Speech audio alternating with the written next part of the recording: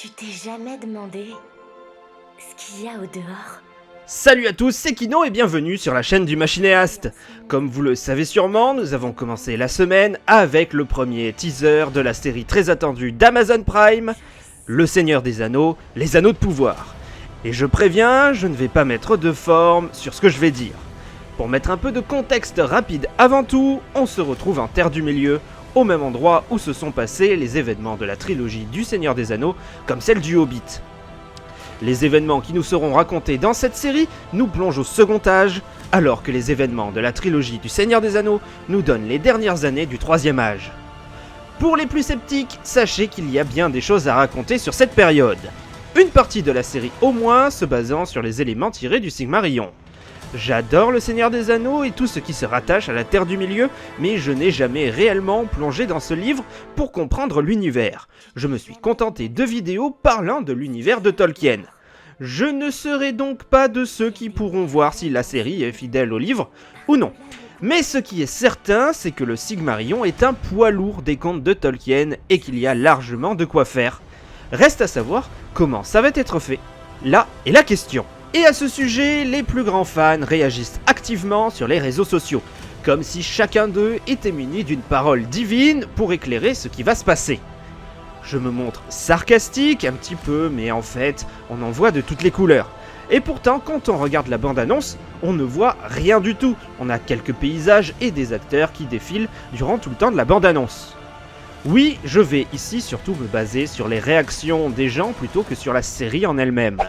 J'en vois qui disent que les acteurs n'ont aucun charisme, d'autres qui disent qu'au contraire, ils en ont. En gros, les gens se battent à coups d'arguments sans fondement. Parce que je ne sais pas comment on peut parvenir à juger le charisme de quelqu'un au travers de ces images. On ne voit rien, il n'y a rien, juste, voilà, clair. On dirait juste le générique d'une série TV des années 80 avec les personnages principaux qui défilent. Il manque juste le nom qui apparaît en bas. À aucun moment, ça ne renvoie à un quelconque charisme. La seule chose que l'on voit, c'est que le casting est très jeune. Ok, sur le papier, une personne jeune peut transmettre un manque de charisme. Pour autant, il faut voir la série pour savoir comment seront traités les personnages.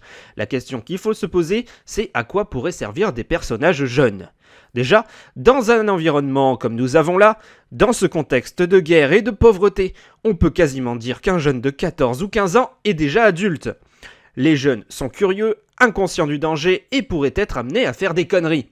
Oui, ça c'est le propre de l'homme. Pour autant, si un jeune a un manque de recul, ça ne veut pas dire qu'il ne peut pas avoir ce charisme que tant de monde semble vouloir rechercher au travers de ces quelques images. Et en plus, on ne sait pas l'importance qu'auront ces personnages au fil de l'histoire. Des personnages jeunes et insouciants, pas totalement aptes à la guerre, peuvent très bien être un point d'ancrage pour le spectateur, les scènes d'action se voient jouées par d'autres héros que nous n'aurons pas vus durant cette bande-annonce. On va prendre une seconde pour revenir sur le Seigneur des Anneaux, ok ? Elijah Wood, l'interprète de Frodon, n'avait que 21 ans lors du premier film. Est-ce que ça a choqué ou est-ce que ça a dérangé quelqu'un ? Sean Astin, l'interprète de Sam, n'avait qu'une petite trentaine d'années et il s'est montré clairement être le héros de beaucoup de monde. De son côté, Orlando Bloom, qui a joué Legolas, n'avait pas plus de 25 ans. Donc on ne peut pas dire que le casting était particulièrement vieux. Ce n'est pas parce qu'on a des jeunes que leur personnage sera particulièrement mauvais. Tout dépend de ce qu'on fait d'eux à l'écriture. Je n'aime pas Game of Thrones, mais de mon point de vue, à part Tyrion Lannister, les seuls personnages les plus intéressants étaient tenus par les enfants Stark, qui n'étaient pas beaucoup bien vieux, voilà. Alors oui, en parlant de Game of Thrones, j'ai vu des gens, dans le souhait de se montrer négatifs, faire la comparaison avec cette série. Je pense que la comparaison avec Game of Thrones s'arrêtera au fait que les personnages portent des armures, puisque d'un côté, on a une série qui se base globalement sur des dialogues, alors que de l'autre, on voit le total inverse, cette bande-annonce, des batailles, de l'action, des créatures. Alors attention, là par contre, je ne dis pas que c'est bien qu'on voit de l'action, je dis juste que Game of Thrones est aux antipodes des images qu'on nous a montrées ici. Après, si vous voulez trouver des points communs entre les deux, ça devrait être faisable. Les deux racontent une histoire dans un monde médiéval fantastique. Donc là, allez-y, faites-vous plaisir. Mais c'est surtout finalement à Narnia que les gens font référence sur les réseaux sociaux. Narnia, en vrai, je l'ai découvert il n'y a pas si longtemps que ça, alors je pense que ceux qui comparent Narnia à cette série se basent exclusivement sur le casting jeune, parce que derrière, je ne vois pas trop le rapport. Narnia, la particularité des films comme de l'univers, c'est que c'est un monde rempli de créatures fantastiques, c'est un monde où on ne voit quasiment pas d'humains, ou très peu. Moi, dans cette bande-annonce, je ne vois pas de créatures magiques ou de créatures qui parlent, donc les assimilations faciles, c'est bien, mais ça ne définit pas l'œuvre pour autant.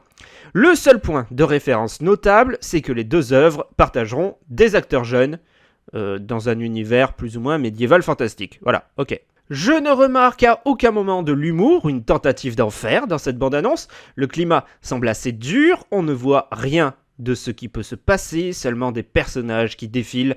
Mais pour moi, la seule raison qui fait que cette bande-annonce existe, c'est pour déjà nous familiariser avec des visages qui seront dans la série. Rien ne dit que nous ne voyons pas là qu'une partie du casting, ou que ce sont des personnages qui lanceront l'histoire, feront des rencontres, ou se retrouveront même tués avant la fin de la première saison. Il y a une chose que nous n'avons pas encore évoquée, l'usage peut-être abusif de CGI, de 3D et de fond vert dans ces quelques images de bande-annonce. Là, pour le coup, il y en a beaucoup dans cette bande-annonce. On peut très légitimement penser qu'il y en aura vraiment beaucoup dans la série. Pour rappel, c'est exactement ce qui s'était passé dans la trilogie du Hobbit, et ça avait sorti pas mal de monde de l'histoire. L'usage de 3D, c'est un choix cinématographique. Il y en a beaucoup aujourd'hui, et au vu que la saison 2 ne devrait pas se passer en Nouvelle-Zélande, il y a des chances qu'il y en ait encore plus par la suite. Pour le moment, on a une petite chose que j'aimerais mettre en avant, la série ne sort pas demain, elle sort en septembre prochain, ce qui laisse largement le temps de travailler ses effets spéciaux. Je suis loin d'être un pro là-dedans, même si je me suis un petit peu amusé à y toucher à un moment donné. Et ce que j'ai remarqué, c'est que souvent, un simple jeu de lumière peut changer du tout au tout ce qu'on y voit. Vu le temps qu'il reste avant la sortie de la série, je ne serais pas surpris qu'un léger travail de ce côté-là soit adapté. Le troll que l'on remarque à l'intérieur était quand même super bien fait, donc à voir ce qu'on nous réserve sur les décors, sur certains décors qui peuvent être un petit peu... on peut se poser des questions dessus.